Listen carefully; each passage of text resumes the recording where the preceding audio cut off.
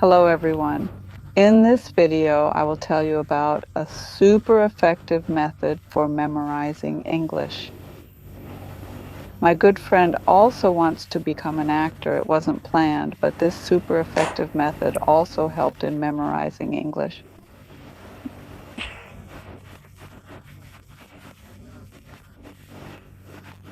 So who is this video for? Mainly it's for those people, for those who are already adults who travel to places like Turkey, Thailand, and they realize that the knowledge they received from English classes in school, then in university, then from several tutors and several English courses are not enough to say that this person has been studying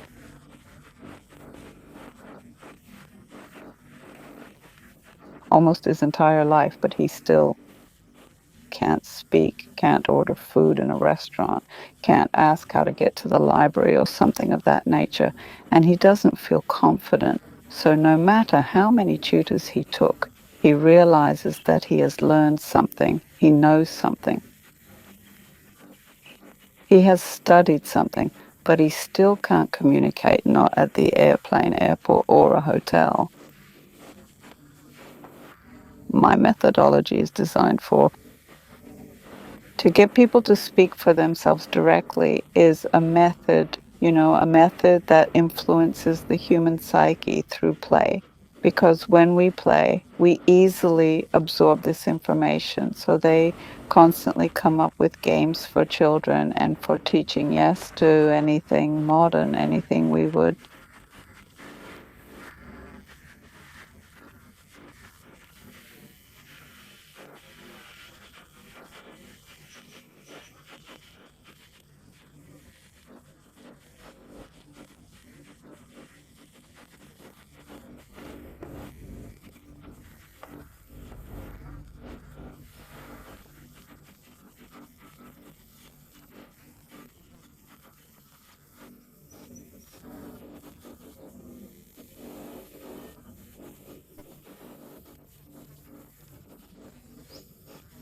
when the time comes, it's hard to connect 2 or 3 words. It's clear that I'm getting somewhere. Yes, I can already connect something. But still these problems exist. And this morning, this method came to me in a dream. I woke up, wrote it down, so I need to tell people about it because it's mega effective. Because compared to ordinary tutors, I've had a million. Their work is basically the same, yes, based on the same principle. That's probably why it's so ineffective. I've put so much money into tutoring hours, and I still don't feel too confident. Yes, so what's the conclusion, in my opinion?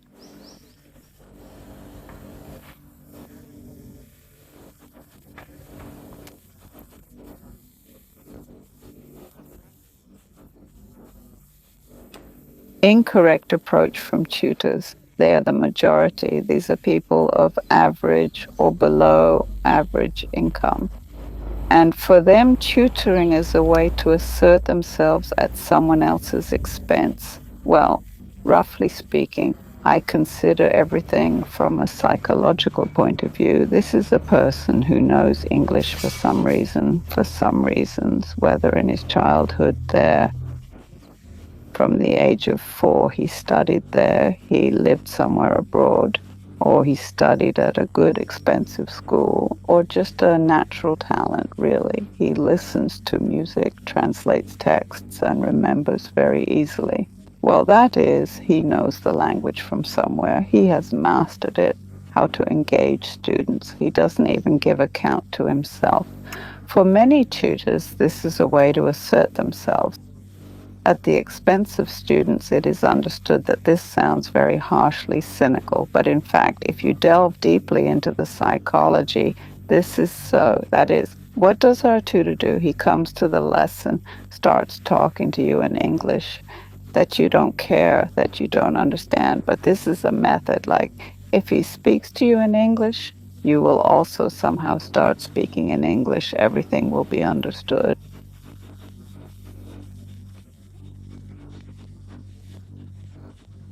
Well, they just don't work.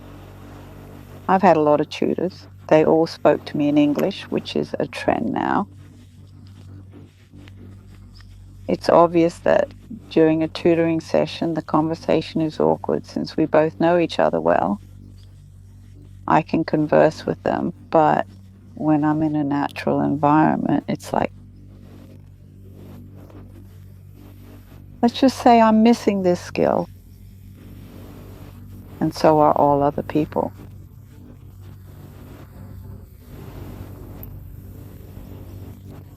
What I've noticed in tutors' methods is that they all stick to the same methodology. They've got a textbook, a book, a manual, and they stick to it. They don't consider that you're there because you need the language for traveling to be able to string a few words together. I'll say it again. In a hotel, there are pillows on the hangers are still there to change the bed linen and do additional cleaning.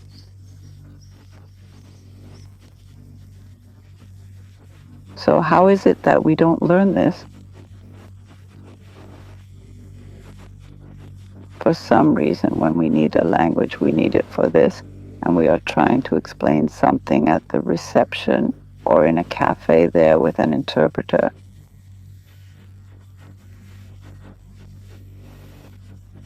But as for tutors, they all place a methodological manual in front of you, and there begins the activities of theatre music.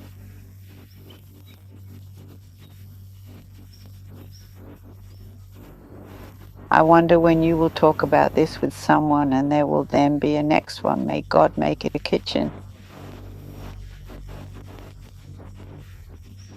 But as practice shows, no, you learn to speak according to these manuals. Suppose describe 7 factors by which a person can be happy. And this, I understand, is difficult. It turns on the brain works, and you learn to speak.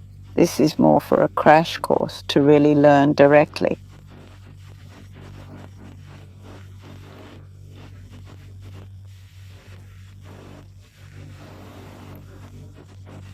Well, you can compare their, I don't know, 30 tutor sessions, average, normal from the book. Everything is as it should be, yes.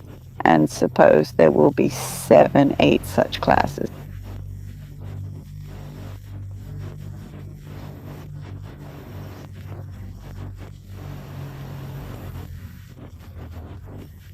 That is, you also give your best effort in them. You also work on them.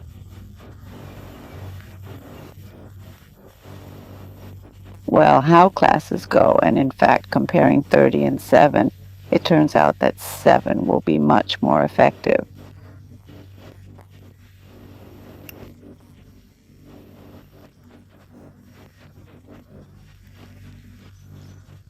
In my life, there were much more than 30 lessons with tutors. But now looking back, the dog came to me again. You don't see it, but looking back, I realized that, damn, what did I even remember at all? I get that it's not the most memorable, but it's still hard to remember these new absurd words in real life. These 7 lessons, based on the technique I'll be explaining, which came to me in a dream like the periodic table, promise to ensure that these points will stick with you forever, applicable in any life situation. When you need them, they'll be there. So the first thing we're going to do is pretend we're giving a lesson.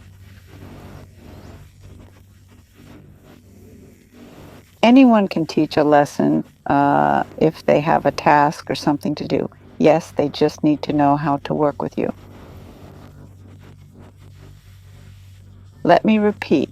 Our method is rooted in psychology, embracing playful learning, absorbing knowledge through play. So the game host doesn't need to be proficient in English, as that's not really mandatory. They just need to give the instructions and support the learner, which means anyone, your grandmother, your friend, your significant other, or simply anyone, could teach you, just like, listen to what I'm telling you. Imagine an imaginary friend telling you what to do in my words, and you do it. You could do it this way too. What we do, how the lesson is structured, that is the methodology. First thing you need to do is a warm-up. A warm-up is called improvisation. For singers, you do stretches, bite your tongue, growl, make all the sounds, and make vowels, then consonants.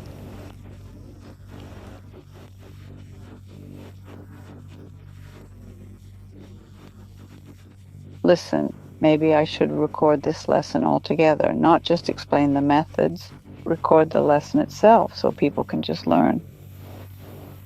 That's a good idea. Then there'll be the next video where I describe the methodology. Here you work on mouth movements. Turn on music as I'm saying about the methodology. You need to do everything because if you skip something, it won't have the same effect on your subconscious and you'll lose the ability to memorize. What I'm saying is all important. All the details are important. So when I say to turn on the music, and it would be desirable that this music is the same each time, any favorite tune, some engaging, cheerful warm-up music, you switch it on, we create a whole chain for your brain, going through which the brain, for the first time it will go, building new neural connections. It will be difficult.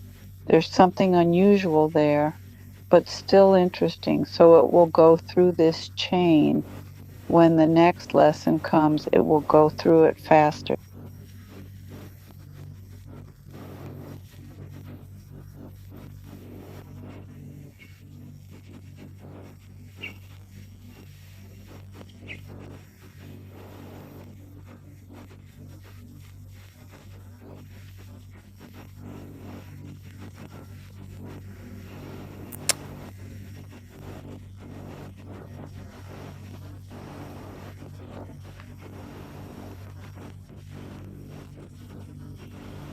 He'll move his finger, yes, but sensors will be connected to him to monitor his state, what is happening in the brain. Yes, the second person will not move a finger, but he will imagine that he is moving a finger. Then the load on the muscles will be the same. See, that's why we have such strong healing effects. Yes, with the help of our brain, who understands now. What I'm talking about, that great fellow, because not all people understand how the brain works, the psyche and psychology of a person, so it's sometimes difficult for them to perceive this information. They think, oh God, what nonsense, because they don't work with it, haven't encountered it, and don't use it apparently. But we're not talking about them now. We're talking about those who have watched this video until this moment, who are interested in how to do all this. So first, we do a warm-up for 3 minutes. The next 3 minutes, we'll do improvisation in the air, meaning you stand up and listen to the next piece of music, preferably different from another plane or time.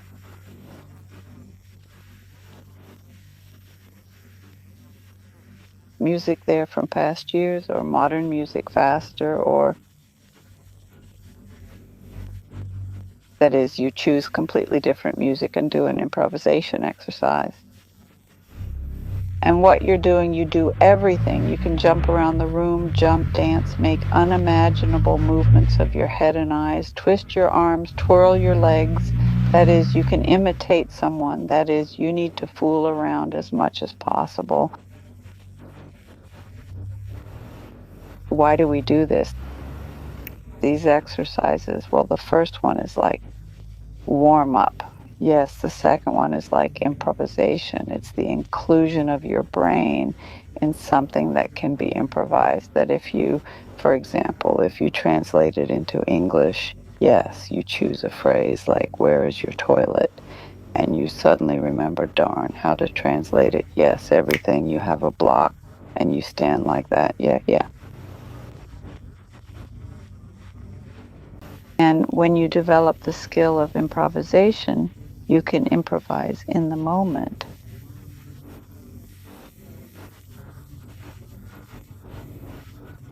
You see a dog walking there. You can improvise something like, "Excuse me, how to get to the toilet?" "Excuse me, I can't find the toilet." You can use the words you know, not the ones you just made up in Russian.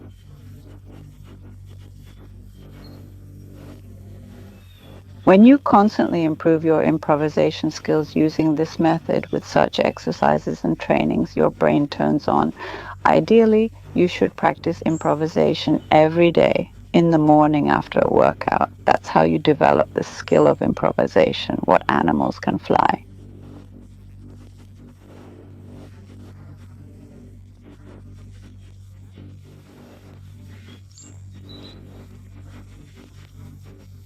There are a lot of other exercises, but in this lesson, in this video, we'll look at the very ones, the most accessible and basic ones, where it all begins. When you turn on music and start fooling around, try to make unusual poses, things you've never done in everyday life. What you have forbidden yourself or what is considered indecent, but in that room where you study there is no one, so allow yourself to do absolutely everything.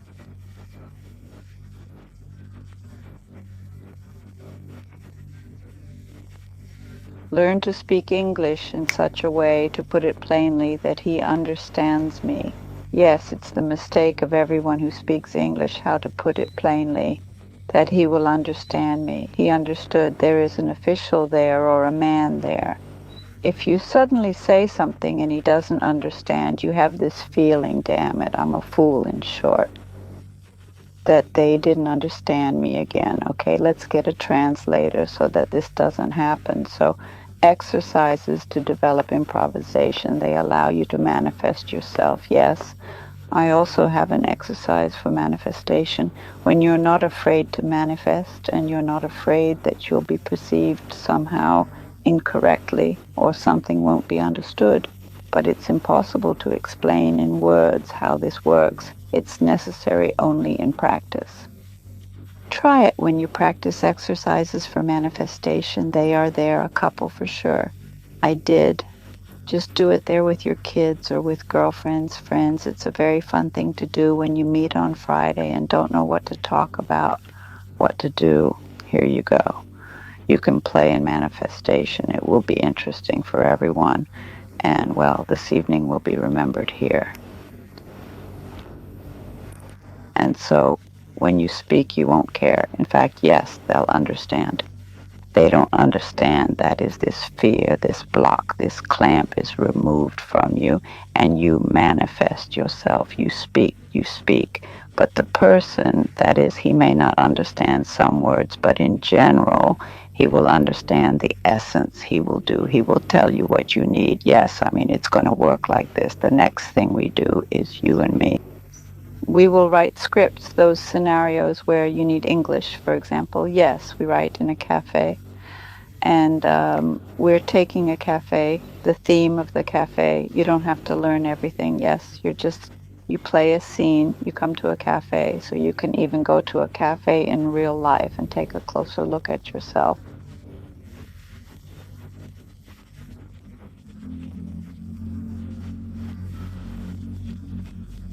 Yes, what you order, look at the menu and what you order, what you like, what you usually ask the waiter from the moment you enter the cafe itself. That is, where's the dressing room? Yes, how to get to the table. The waiter asks you if you are alone or together.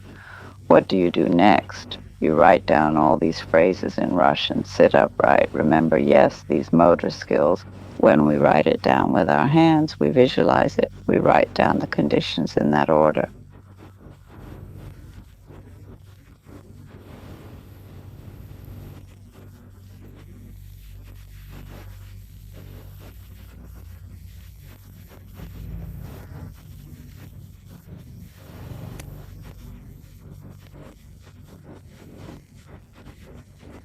As we entered the cafe. This is another way of memorization when we need to remember something, many different words. So, for example, there is this memorization technique where you write about 20, 30 completely unrelated words. and you can easily remember them, even within a few minutes. It's a memorization technique that works like this. You imagine a room in your own head and organize these words around this room.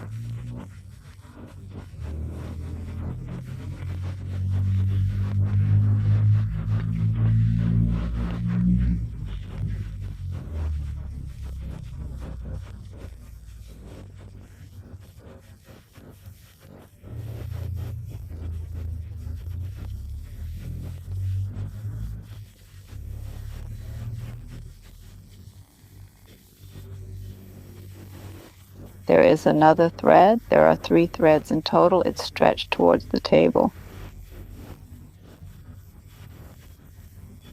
Yes, let's say on the table there are 2 or 3 following words. They are, for example, placed in a star shape.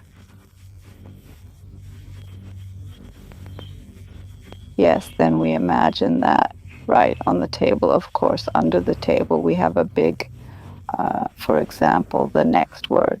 Let's say we have a table next to a chair. It's logical. Next to the chair, we place the next object. So we walk around the room, scattering these 30 items which are related to each other. You see, it's like table next to a chair, under a chair, behind a chair, and so on. It's like, suppose, I don't know, in a room and a stream is flowing like this.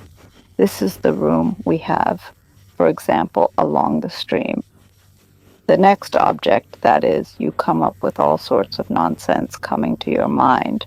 But the main thing is that these visual images in your head are vivid and juicy. Then next time, the first time you arrange all the objects, the next time you get into this room in your mind, and you can name all these objects in order. This way, you easily memorize these 30 words. We are talking about Russian. Yes, language like, can you remember 30 words unrelated to each other in 1 minute? You're like, well, yeah, I can. That's it. Look at these words, quickly put them in your room, and you can already repeat them. That's how it applies to our cafe very easily. That's exactly the same. Yes, you write a list first of those questions, of those topics, of those words that you need in real life, walking into a cafe in the same order. And then you, in a regular Google, write the translation of these words side by side. You wrote everything. Now your task is to memorize everything. That is, you have to play this scene with the cafe many, many times until you remember why it will be easy, because this is your real life. That is, if in ordinary lessons with tutors we talk about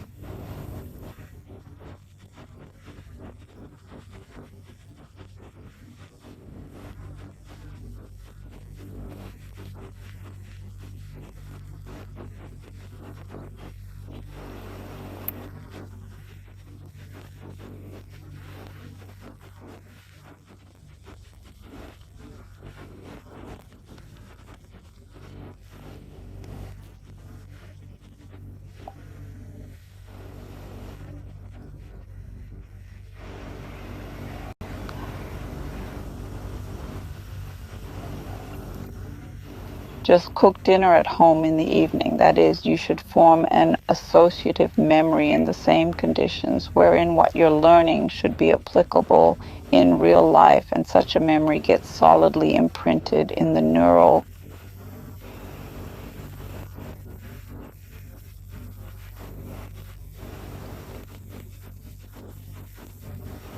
The neurons will remember, not the one that flew in one ear and out the other. So it's a good idea for you to surround yourself with this food that you have on your word list. And you should surround yourself with these objects. There are napkins, you'll need a knife, a fork. To remember all this is the person sitting next to you who is running this game for you. His task is to directly improvise, to directly play with you. So you're just sitting and taking on the role of yourself. The person sitting opposite, he initially takes on the role of a steward, a hostess. So you're just playing out a scene. You're just going into the kitchen. You're coming in, sitting down. That's it. A chair, not a chair, but a person. He accompanies you through this imaginary room. Yes, he gives you hints. He gives you cues. He gives you an opportunity there. If he doesn't know English, he can speak in Russian, but you answer him in English only in English from this checklist. If you don't know something and during the game you have a new phrase, then you Googled it and recorded it for yourself.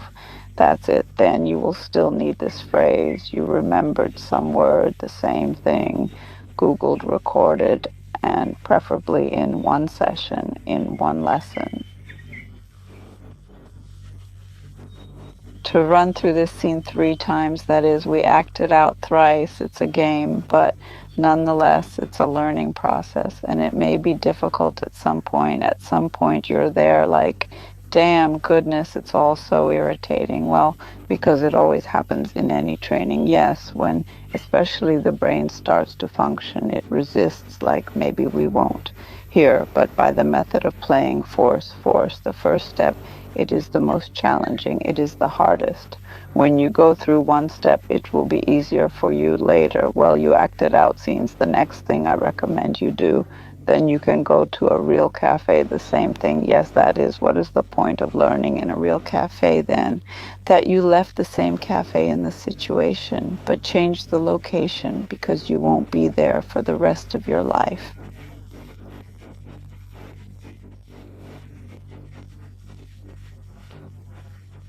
You will be going to different cafes, and it's not just desirable. I highly recommend that you do this exercise in several cafes.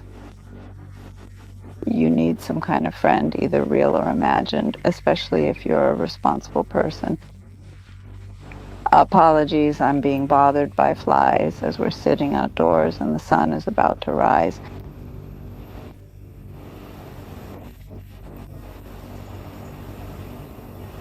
I'm explaining to you the method, yes, which came to me like Mendeleev's dream today. Next, when you've been to this cafe, the next final step in the lesson, we're talking about one lesson in one day. Yes, these are the words. The words that you need in your dialogue for acting out this scene. You will rewrite them.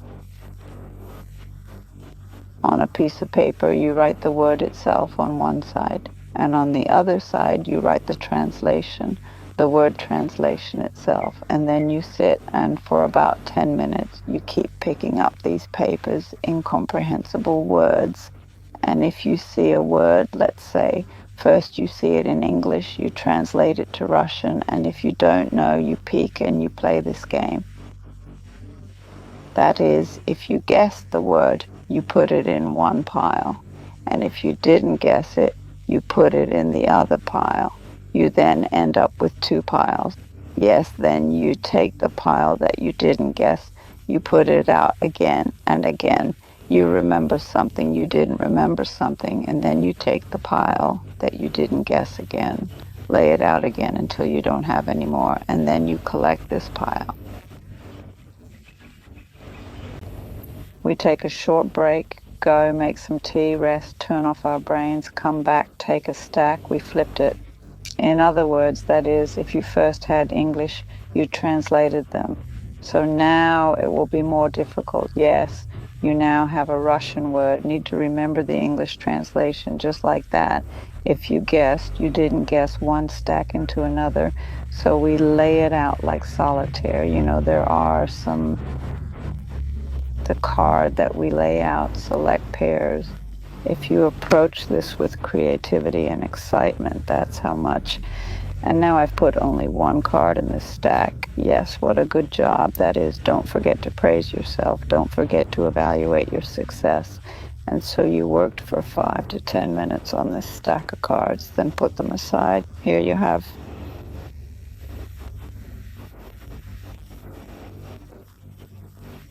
The first lesson is over. Let me remind you again that we had this warm-up for the mouth. The second is the skill of improvisation and manifestation. You can also do an exercise on manifestation so that it would be easier for you. It's easier to talk and immerse yourself in this world in general. If you do exercises that don't give you blocks, clamps, stops, such as those you get when you're there. The third thing we did was write down the words from the cafe lecture. Everything you need, starting with the entrance. Yes, we wrote it down in the same order. Then we played this scene 3 times, preferably in a cafe. This is the next level, and after that we wrote down these words on a card. On one card, the word on both sides with the translation, yes, and then we laid them out like braids. In one direction, what words you remembered, in the other direction, what you didn't remember, and so on, until you have no cards left in your hands. These are the 7 exercises we did in one lesson to make the lesson effective. If you act as a tutor, yes, here, then what is the advantage of this tutoring?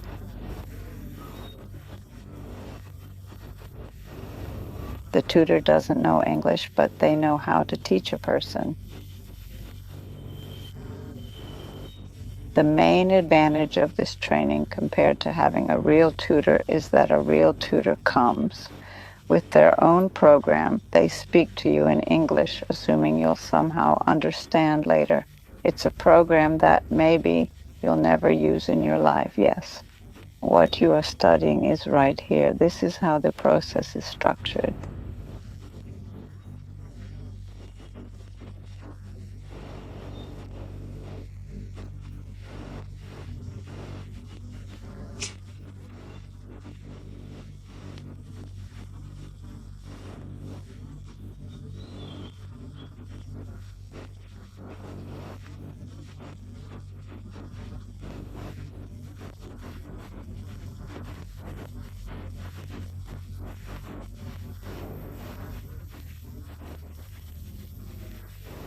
By playing, immersing yourself in the environment you already use in life, you will find it easier to remember what you need once you remember it all.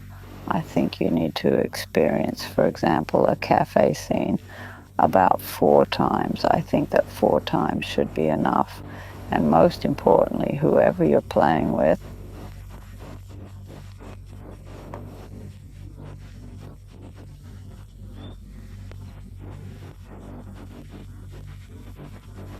that is, if you're sitting in a cafe on a whim, the main point is they're enjoying themselves just as much as you, because if you're sitting there laughing and fooling around in the midst of this cafe scene, yes, then it's easier to remember.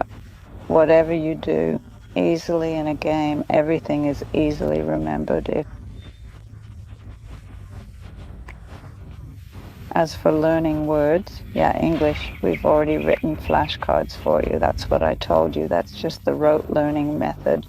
But there's also the method of association. That is, you look at a word and remember what you associate it with. This can be 3 or 2 Russian words in your head. You need to connect these 2 or 3 Russian words with this translation. Next time you need to recall that English word, just remember its meaning and then recall the Russian words you have associated with it. I also have a video on how to memorize English words. You arrange associations like this. The key is to make them as strange and fun as possible, because the weirder and funnier they are, the easier they are to understand and remember. Remember how it was when you were a child?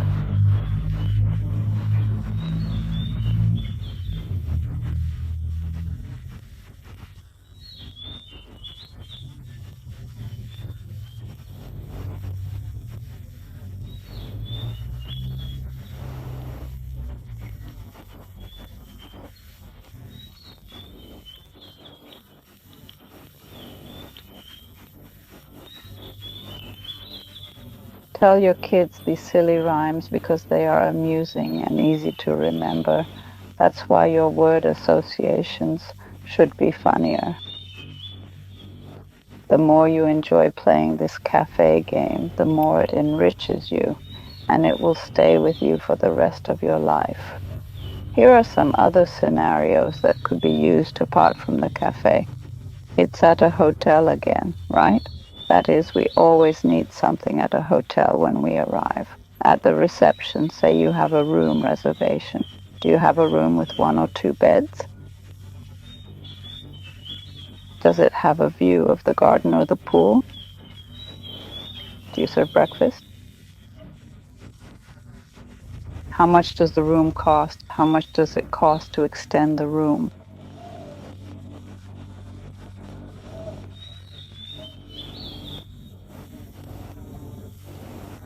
Where's your pool? What are the timings for breakfast? Most importantly, does your hotel use a car service? How do I call a car? How do I call the reception from my room? If there's no water in the room, how do I order some? If there are no towels, could you please change them? Could you also please change the bed linen and bring some more hangers, please? What's there? Tea, coffee in the room. It's noisy in the room. The toilet is blocked in the room. How to turn on the hot water, all the questions you might have, you copy all of them, teach everyone. I spoke a lot. The sun is already up for us. The day is dawning. Today is a tough day for us. Interesting, packed, but tough. Geez, today I have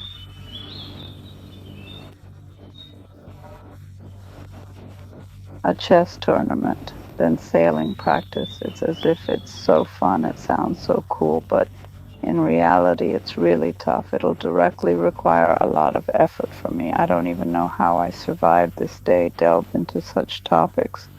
That's why I wish for your training to be